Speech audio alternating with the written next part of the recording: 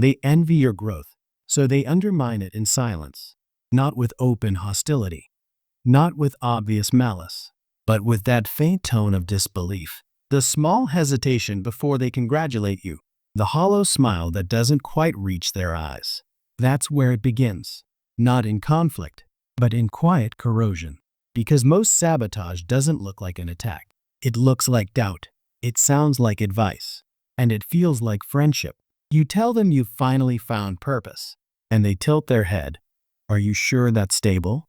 You share your plans, and they respond with, I'm just worried about you. They wrap poison in concern, and you drink it because it feels familiar. Here's the cruel truth. People don't destroy what they don't notice. They destroy what reminds them of their own failure. Your success mirrors their stagnation. Your ambition exposes their surrender. Every achievement of yours becomes a reflection, one they can't bear to look at for long. So they twist it. They distort your progress into arrogance, your focus into obsession, your confidence into pride. And before you realize it, you begin to shrink, just enough to make them comfortable. That's how gaslighting your success works. It's not about making you doubt reality. It's about making you doubt your right to rise. At first, you think you're imagining it. Maybe they're just tired. Maybe you're too sensitive. You tell yourself it's fine. After all, they've always been there for you. But you start noticing patterns. They celebrate your losses more easily than your wins. They remember your mistakes faster than your progress. They speak of you in past tense, as if the person you're becoming is a threat to the person they used to control. And that's when the mask begins to slip. See, success doesn't just change your life. It changes the ecosystem around you. People who once felt safe beside your struggle start feeling endangered beside your strength. Because when you evolve, you break the unspoken contract of sameness. And for those who need equality to feel worthy, your evolution feels like betrayal. They'll say you've changed. They'll say you've become cold, distant, difficult to relate to. But what they really mean is, you're no longer easy to control. This is the hidden economy of human emotion. Every social group has a balance, a silent hierarchy maintained by mutual insecurity. When one person breaks free, the others don't celebrate. They panic. You've seen it before. In families, where one sibling succeeds and the others withdraw. In friendships, where someone's ambition is labeled selfish. In workplaces, where competence becomes a liability. Mediocrity forms tribes, and tribes protect themselves through sabotage. Because in the psychology of power, recognition is scarce. If you rise too high, someone must fall low enough to justify it. That's why they don't attack your work. They attack your character. They can't disprove your talent, so they question your intentions. And it works. Because deep down, you still crave acceptance more than truth. Here's what they don't tell you. Gaslighting isn't about lying. It's about rewriting your story from their perspective. They make your ambition look cruel, your focus look obsessive, your self-respect look egotistical, and you start to believe it. You start apologizing for your hunger. You dull your own brilliance, just to keep their peace intact. That's when you lose power, not when they speak against you. But when you start defending yourself to them, because the moment you explain your worth, you've already agreed that it's negotiable. Understand this. When you evolve, you become evidence, proof that change is possible. And for those still trapped in fear or comfort, that proof feels like judgment. So they rewrite your story to protect their illusion. They say you got lucky, that you're different now, that you've lost touch with who you were. But what they're really saying is, your progress reminds me of the version of myself I killed. That's the psychology of subtle sabotage. It's not loud. It's logical. It's not malicious. It's mechanical. It's how fragile egos preserve their reality. When your light starts to expose the dark corners of their own, you think you're dealing with people. You're not. You're dealing with defense mechanisms dressed in human skin. Every word they speak is a shield against shame. Every subtle jab is a cry for control. You can't wake them up because their sleep is survival. And so the wise learn to stay silent, not to submit, but to observe. Because silence has a strange effect on manipulators. It reflects them, and nothing terrifies a liar more than their own reflection. So when they start doubting you, don't explain. When they start belittling you, don't defend. And when they pretend to care about your well-being, smile, because you've just discovered their pressure point. Their validation is the leash. Your detachment is the knife. Cut quietly. Walk away slowly. Let them choke on their own narrative, because in the end, they'll need to believe one of two stories. Either you changed, or they never truly knew you. And both are true. That's the paradox of growth. You can't become powerful without first becoming unrecognizable. You see, betrayal isn't always war. Sometimes it's diplomacy, the slow signing of emotional treaties that limit your potential. They'll offer peace at the cost of your power. They'll call it understanding. They'll call it compromise. But here's the Machiavellian truth. Peace with envy is never peace. It's surrender disguised as harmony, because envy doesn't vanish. It waits. It studies. It learns your rhythm, your weaknesses, your emotional triggers. And one day, it strikes, not to destroy you, but to remind you that you were never truly free. But there's a way out. It begins with awareness. The moment you stop expecting applause, you stop performing for the wrong audience. You no longer seek approval. You seek precision. You stop asking, "Do they understand me?" and start asking, "Do I understand them?" Because once you understand envy, you can predict betrayal. And prediction is power. That's where the transformation begins. In that moment of cold recognition, when you stop trying to be liked and start learning to be untouchable. They envy your growth, so they undermine it in silence. But envy rarely speaks in confessions. It speaks in micro-expressions, tone shifts, and the invisible tremors of human emotion. You notice it when praise turns conditional. You've done well, but don't get ahead of yourself. You hear it in the pauses between compliments, the hesitation before acknowledgement, the faint emphasis on your mistakes, not your mastery. At first, you laugh it off. You call it humility. I need to stay grounded.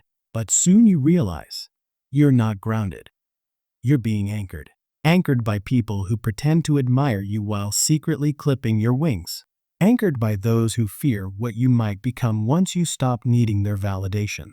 Because nothing terrifies the insecure more than someone who no longer asks for permission to evolve. Here's the quiet horror of human relationships. We build them for comfort, not truth. And comfort is the first casualty of transformation. The moment you start rising, every unhealed ego around you feels an earthquake. They scramble to rebuild control, not through confrontation, but through subtle erosion. They don't attack your success directly. They attack your clarity. They'll blur the line between pride and confidence. They'll blur the line between assertiveness and arrogance, until you can't tell whether your hunger is ambition or guilt. That's the art of psychological sabotage. They don't break your will. They rearrange it. Let's dissect how it works. Step 1. Identification. They observe what fuels you, your validation source. Maybe it's approval. Maybe it's being seen as the good one. Maybe it's loyalty. They locate the emotional lever that moves you. Step 2. Calibration. They give you just enough recognition to make you dependent on it.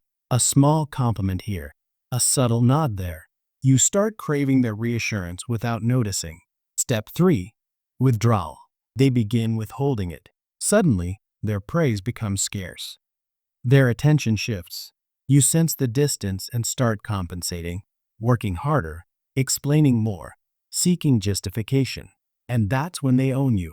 Because now your motivation is no longer internal, it's reactive. They don't have to sabotage your career. They just have to starve your confidence. You see, gaslighting success isn't about denying your wins. It's about teaching you to feel guilty for them.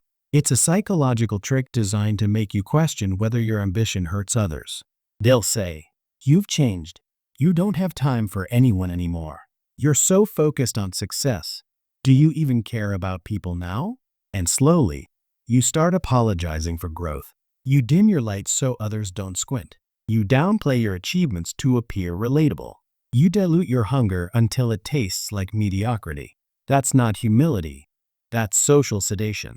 Most people call it balance. But balance is often just the name we give to self-sabotage disguised as harmony. Here's the paradox of power. You can't rise without disrupting equilibrium, and equilibrium is sacred to the weak. When you ascend, you reveal what others suppress. Your ambition exposes their excuses. Your discipline confronts their laziness. Your progress reflects their stagnation. So they must distort the reflection, or it will break them. They start retelling your story in their image. He's obsessed. She got lucky. He must have changed. No one grows that fast. They turn your evolution into a crime. Because if they can make growth look immoral, they never have to face their own complacency. It's not just envy. It's self-preservation. In psychology, there's a mechanism called cognitive dissonance, the tension between who we are and who we claim to be. When someone close to you watches you transform, it confronts the illusion they live by. You become evidence that their excuses are lies, that their limitations aren't real, that comfort was never safety, it was sedation. So instead of evolving, they project. They rewrite your narrative to restore their peace of mind. They must believe that your rise is unnatural. Otherwise, their stagnation becomes unforgivable. That's why your success triggers not admiration, but accusation, because your existence dismantles their defense mechanisms. But there's another layer. Sometimes, the saboteur isn't malicious, they're afraid. They see your growth as loss. Loss of connection, loss of control, loss of belonging. Your transformation threatens their role in your story. And people will do anything to keep the roles that make them feel safe, even if it means turning you into the villain of your own success. They'll tell others you've become arrogant. They'll whisper that you've forgotten your roots. Not because it's true, but because it makes their world coherent again. When truth destabilizes identity, illusion becomes a survival instinct. So what do? How do you rise without being devoured by resentment or dragged back into the fog? You learn the difference between empathy and obligation. Empathy understands. Obligation obeys. You can empathize with their fear without inheriting it. You can care for their struggle without becoming their hostage. Because compassion without boundaries becomes currency. And manipulators always spend what you never meant to offer. There's a reason Machiavelli wrote, "Men are quicker to forget the death of their father than the loss of their inheritance." He wasn't speaking about money. He was speaking about status. When you rise, you inherit new ground, attention, recognition, autonomy. And for those around you, that feels like theft. They'll mourn not because you left them behind, but because your evolution reminds them that they stayed. So they disguise envy as morality. They'll say you've sold out, that you've lost your authenticity. But authenticity isn't staying who you were. It's becoming who you truly are. Even when others miss the version of you that served their comfort. The most dangerous thing about subtle sabotage is that it teaches you to censor yourself preemptively. You stop sharing your victories. You minimize your ambitions. You hide your plans not because of humility, but because you've learned that visibility invites venom. You start living as a smaller version of yourself, until one day, you wake up surrounded by people who no longer know your potential. Because you stopped showing it to protect their fragility. And that's when the real damage begins. Not when they sabotage you, but when you start sabotaging yourself for them. You must remember, the people who mock your success are not enemies, they're mirrors. Each one reflects an aspect of your own need for acceptance. And when you finally destroy that need, their power dissolves. Because no one can gaslight a mind that doesn't require permission to shine. You become untouchable not by defending your truth, but by no longer needing it validated. They can twist your story, but they can't rewrite your outcome, because success, once internalized, is immune to external distortion. They don't need to raise their voice to dominate you. Control, at its highest form, is quiet. It doesn't announce itself. It infects the rhythm of your choices, until what you call free will is just a series of predictable reactions. They observe. They learn your tone when you're tired, the way your silence lingers when you feel misunderstood, the pattern of your forgiveness, how many apologies it takes before you reset. And once they know your rhythm, they sink to it. They become your comfort, your safe place. Then, they turn that safety into obedience. You don't notice the shift because they move like gravity, unseen, but always pulling. You think you're standing still, but you're orbiting their will. That's how power works in human relationships, not through force, but through calibration. They tune you like an instrument until you play the melody they prefer. Most people think manipulation is chaos. It isn't. It's architecture. Every guilt trip, every delayed response, every half-truth, it's all a blueprint, designed to reshape your sense of reality until you question yourself before they ever have to. You see, the real masters of control never argue. They guide. They don't demand loyalty. They inspire dependence. They convince you that their comfort is your purpose. And by the time you wake up, their fingerprints aren't on your wounds.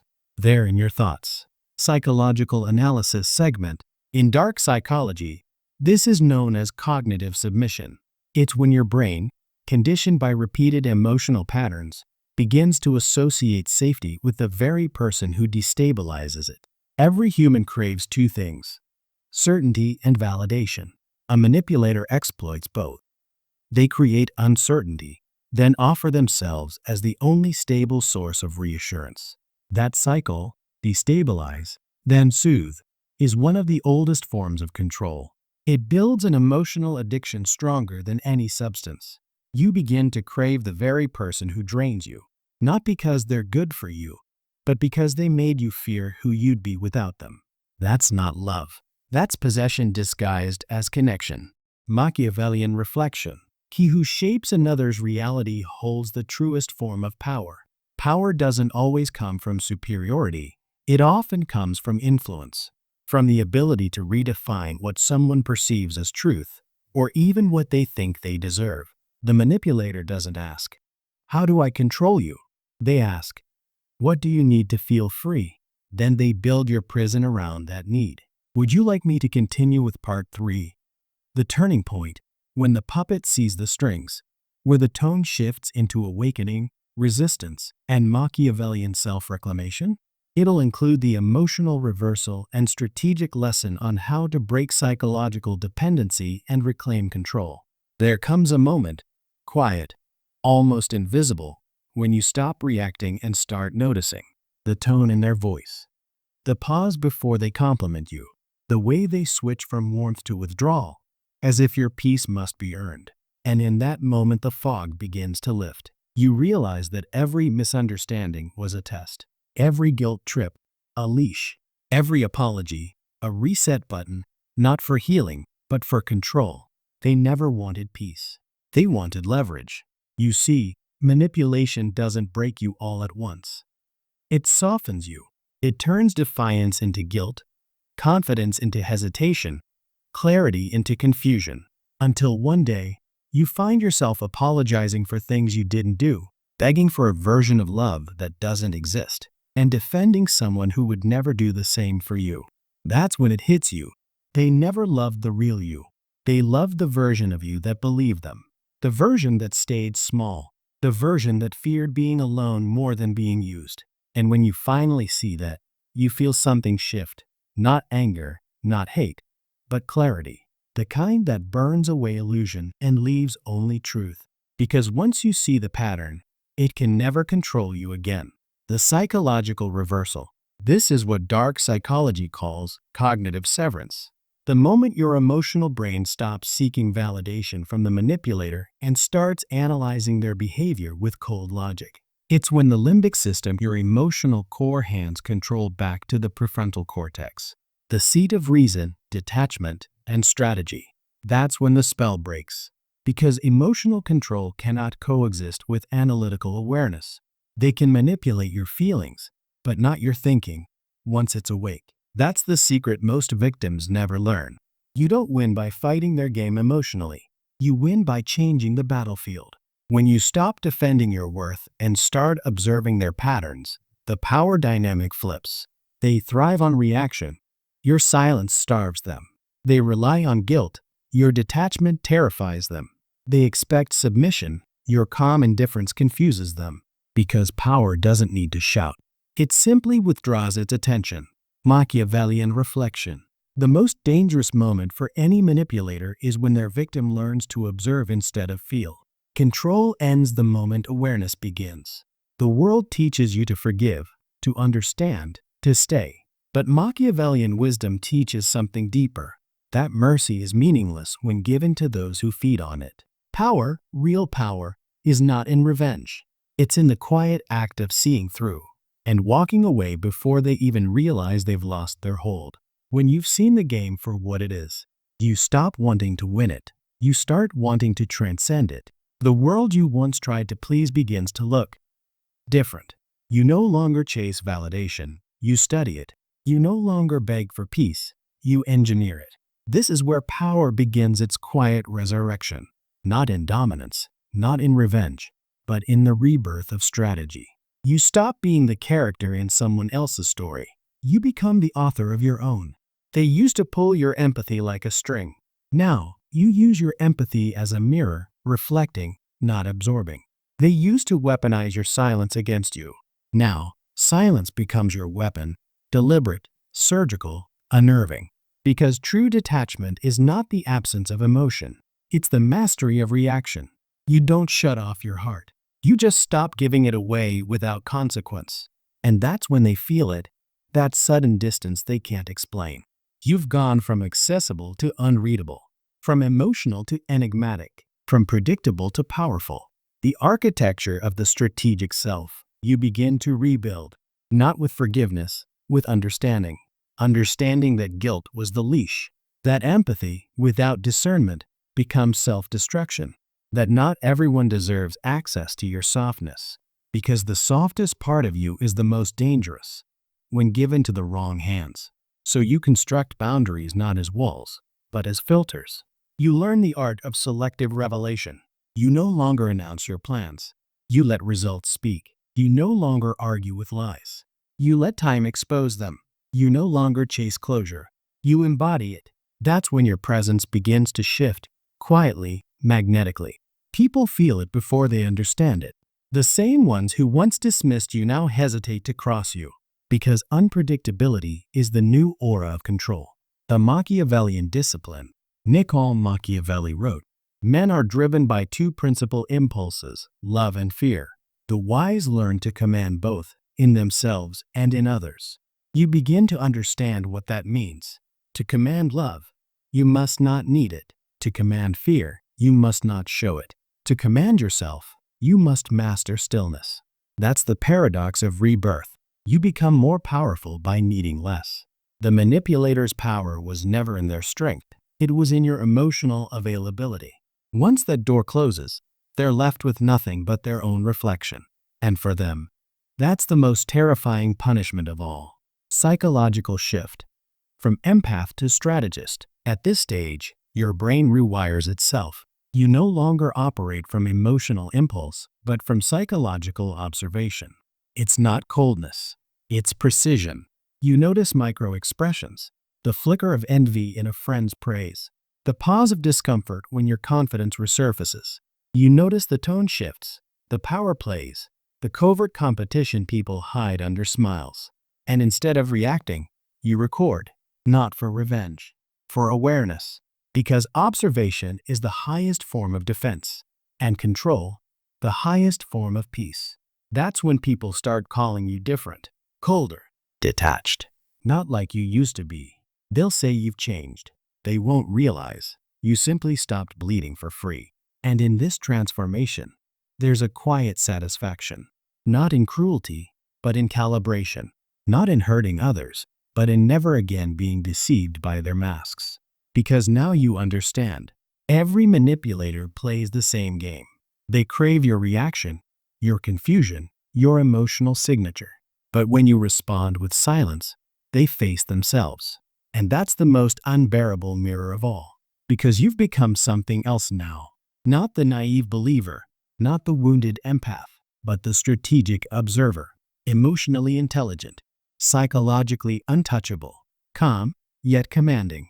And for the first time, you feel what real power tastes like. Clarity without fear.